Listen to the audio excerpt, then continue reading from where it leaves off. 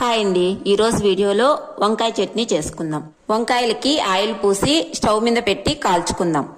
ఒక టమాటాను కూడా కాల్చుకుందాం. కారానికి కావలసినటువంటి పచ్చిమిర్చిని తీసుకొని కాల్చుకుందాం. జీలకర్రని కొద్దిగా వేయించుకుందాం.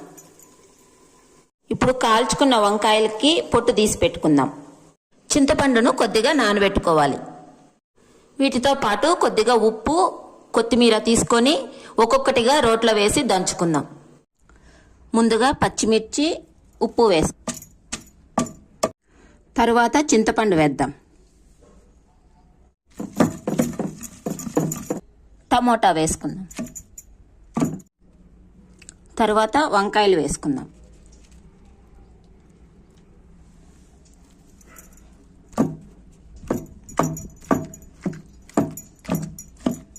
కొత్తిమీర వేసుకుందాం. చివరగా ఎర్రగడ్డ, జీలకర్ర వేసుకొని దంచు.